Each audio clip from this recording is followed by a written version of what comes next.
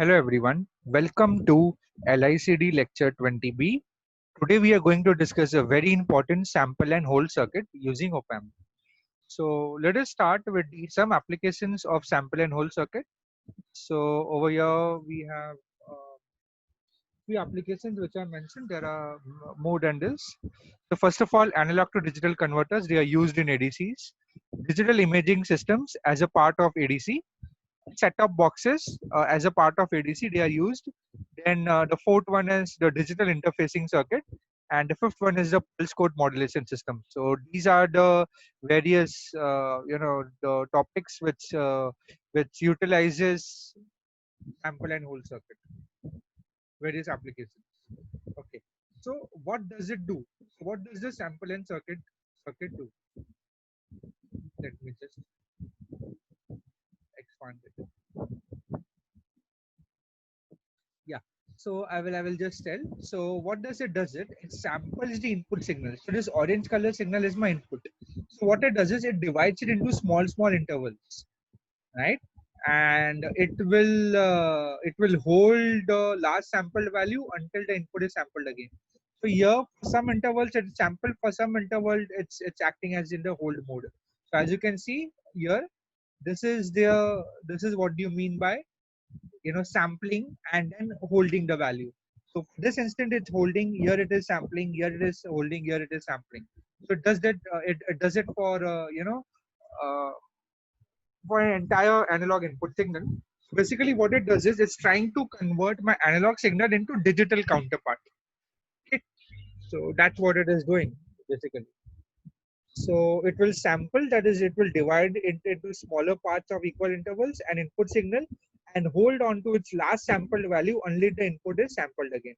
So that is what it will do. And this is my circuit diagram for my sample and hold circuit. Let me reduce it. Yeah. So that's my input. That is the input, analog input to be sampled, and that's my output.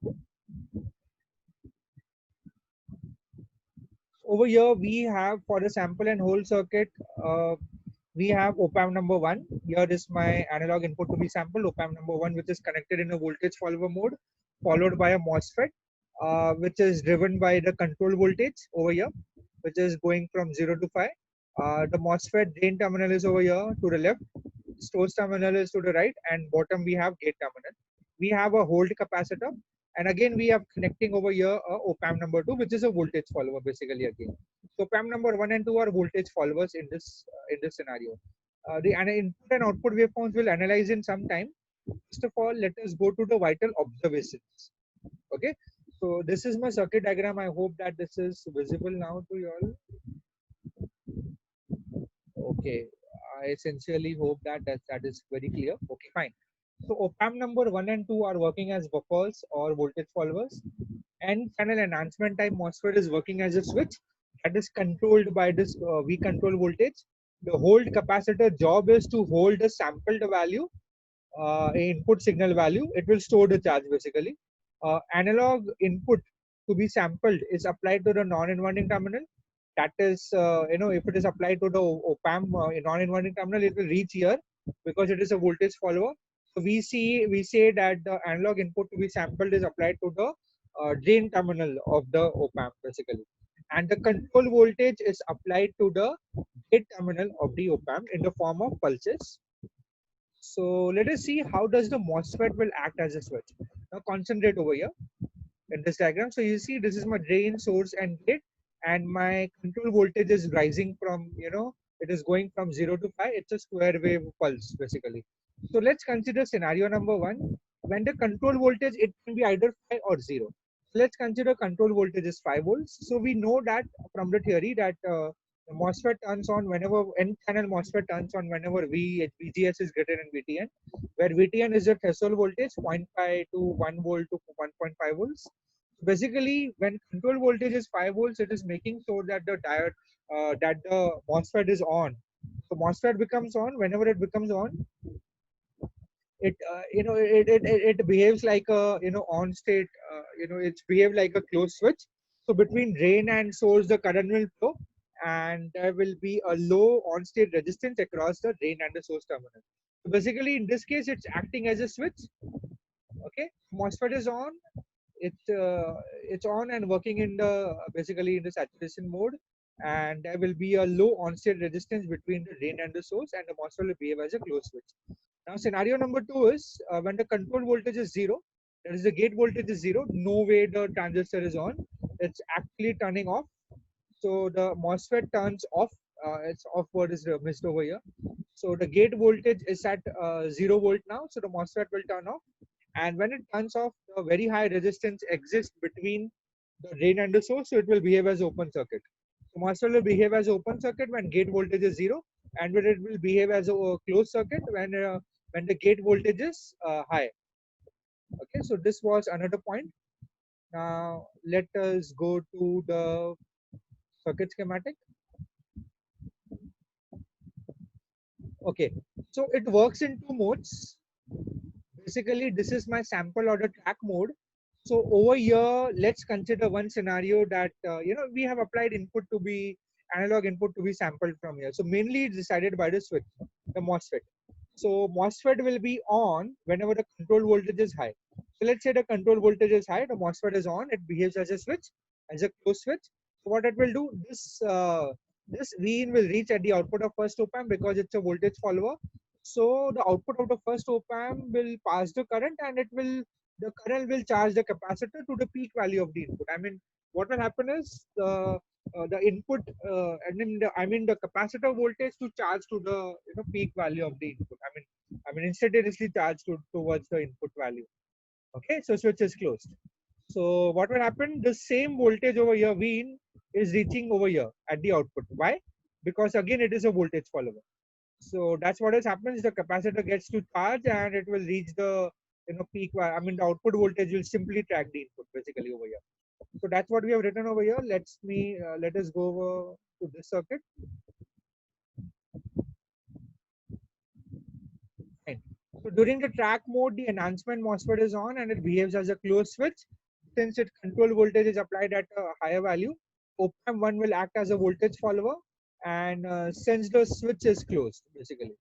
So the capacitor will charge to the instantaneous value of the input simultaneously, right? So here the CH will charge with a timing constant given by RO plus R on into CH. Now what is RO? RO is basically the output resistance of the voltage follower, which is quite low, and R on is the on-state resistance of the MOSFET, which is quite low. In fact, both are low, and we are multiplying with a hold capacitor, which will be in microfarad. So basically, this charging time will be extremely small. That means the circuit charges instantaneously. I mean the capacitor will charge to the input value. I mean it will follow the input value without any delay or without any time. So here the charging time constant is extremely small.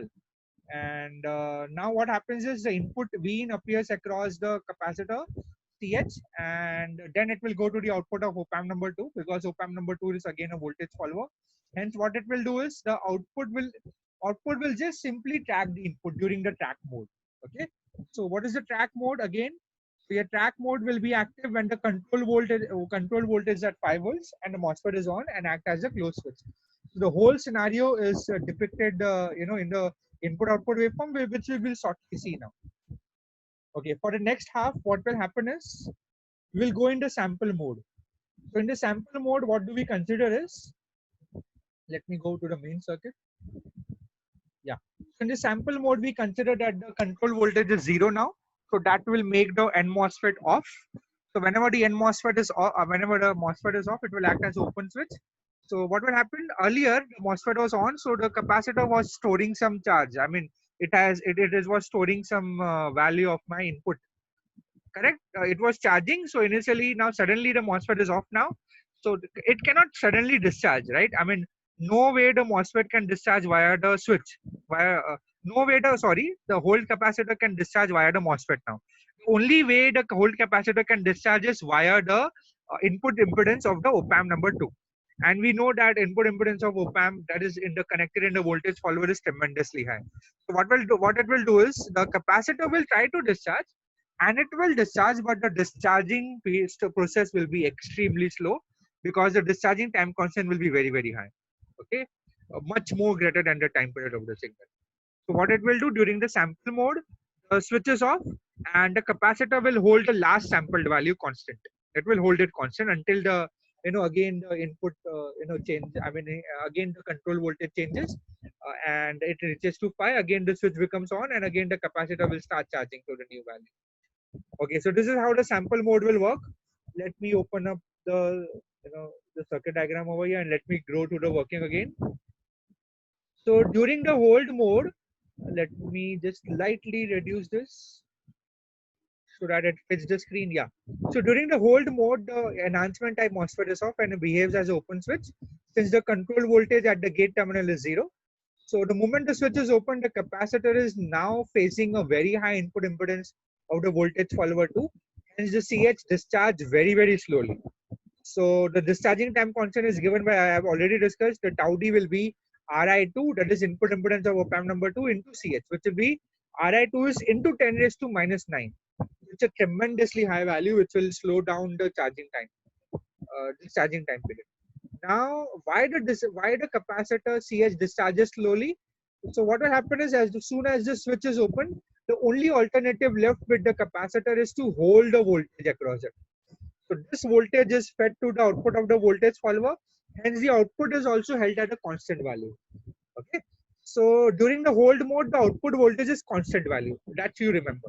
So during the hold mode, the output, the Vout will be held at a constant value by the capacitor. And this hold mode will be active when V control is at 0 volts. There is a MOSFET is off and it behaves as an open circuit. So this is how the sample and hold circuit will work in totality. Now let me go to the input output waveforms. Yeah. So these are my input output waveforms. Now let us explain with respect to this. So if you concentrate on the first part, this is my hold mode. So in the hold mode, my MOSFET is off. So capacitor will hold some, this is an analog signal which is having a DC value. So this is it will hold a DC value. Now next cycle, it is sampling and now the control voltage is high. So that is 5 volts. The MOSFET will turn on and we can see clearly over here, the output voltage will follow the input trend. Again, in the next cycle, the hold mode is active. That means the MOSFET is off and the capacitor will hold the value. So it will hold the value until the next sample. So you can see these are my samples, sample and hold. I mean sample mode, hold mode, sample mode, hold mode. So during the hold mode, the voltage will be constant, and during the sample mode, the output will track the input. That is what is happening over here. So you can see at every instant in the track mode, the output is tracking the input, and the hold mode is remaining constant. So this is the way it will whole circuit work. So here we have given around for one cycle there are seven samples. So the more samples you try to include, the better it is. The better it will convert it into a digital form, the analog signal. One step closer it will be. So these are my input. These are my output and input waveforms, as well as this is my control voltage. So from here, we have a sample period TS, which is a hold period, and we have a sampling period or T sample. Sampling period will be, between two cycles basically. The one complete this thing. So that's how the circuit will work. So this was my circuit diagram, my sample and hold circuit. Again, I repeat in summary in short. So first case, my V control voltage is at high. So the MOSFET will be on. The capacitor will start charging instantaneously to the peak value. To the input the output will follow the input straight away. And since we have two voltage followers, immediately the output voltage will reach the input. I mean, the output will track the input immediately. During the hold mode, the control voltage is 0 now. So the MOSFET is off. And when the MOSFET is off, the capacitor will hold a value. So that's what is being described over here. Okay. I hope that this is clear. I'll keep this for around 5 seconds and then we'll proceed. Basically, the good idea is we should have as many samples as we want. I mean, we can divide a particular period, a particular analog input for one time cycle, and we can have it as many cycles as we want, samples per cycle. Okay, fine, good. So we have, I think we are almost completed. Yeah. We have completed it with explanation. So let us go back to the circuit. Yeah, so it works in two modes: sample and track mode.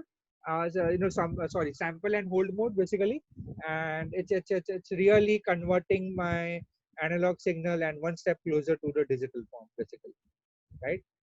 So it will be processed further. Now, I think that's it for today. Also, one more thing we will. Oh no, wait. So we have to just, there was no reflection spot, so I forgot. So basically, we have to check the circuit out in LTSpice and see whether it gives you the proper output or not. So let me open up the LTSpice window now quickly. Okay, I think this was the last session. Sample and hold 10 samples per cycle. Yeah, this is the circuit which we are looking for. Okay, as you can see clearly, the circuit to your left hand side over here, which you see, there is a problem with this setting the PDF size again and again and again. So okay, fine. So what will happen is, now this is my sample and hold circuit. I am just describing that this circuit which we have built up in LTSpice is the same one. So this is my input, correct? Input voltage to be sampled, and this is my voltage follower first, followed by the MOSFET. So here also we have a MOSFET, and we have a control signal over here, followed by the capacitor CH, and again followed by the voltage follower. So indeed this circuit is almost similar. Now for the sample and hold circuit, we have considered 10 samples per cycle, and we will start now. The sampling time is around 100 microseconds. Okay, so this is my input signal to be sampled. As you know, that it's not starting from zero level. It's a pulsating DC basically. It has a DC component and it has a sinusoidal nature also. And let's check the output. As you can see, yeah, this is the way it is. I mean, this is the way we have explained. So this is the hold mode and this is the sample mode. So during the sample mode or track mode, the output will track the input, and during the hold mode, it will remain the voltage across. It will keep it constant. So that's what is happening. You want to see the control waveforms, the control signals. Okay. So this is the control signal. Let me push it a little up, and let me push the control down. Yeah. So that's how we have developed. As if I compare it with this waveforms, you can see it's the same actually, almost the, I mean, it is really the same only basically. So these are my sample and hold, sample and hold, sample and hold mode, which is the control voltage basically. And yeah, so this is how the circuit will work. Correct. It will in the sample mode, the output will track the input, and in the hold mode, the output will hold that voltage basically. As you can see, the waveforms are exactly the same as we have predicted. And now we are going to increase the samples and see what will happen. So here we have used 10 samples earlier case. So now we are increasing to 20 samples. So let's see how it will look like. So this is my input to be sampled, and this is my sample and hold circuit. As you can clearly see, you have a much better version. I mean, if if I remove the input, I mean, this is how the output will look like. Okay. So these are my levels basically. And let me come back the input again. So this is my analog input, which is getting sampled. And here the number of samples has also increased. Let me just show you quickly. So here is my control voltage. Yeah, as you can see, the number of samples has increased per cycle now. There are 2 cycles, so there are around 40, close to 40 cycles. So there are 20 samples per cycle basically. Now, here what do we conclude is, so as we increase the number of cycles, the output waveforms looks more closer to the applied input basically. So while retrieving the input from the output, it will be easier when we use more number of samples. And basically, it should also follow the Nyquist sampling criteria, that the sampling frequency should be twice the frequency of the input signal. So basically, it is much more over here. So here we have used a fast op amp, that is LTC 6244, and the MOSFET is 2170002, and control signal is a pulse. And these are my, the control waveforms, and the input and output waveforms of a sample and hold circuit. Okay. Okay, so I think that's it for this lecture.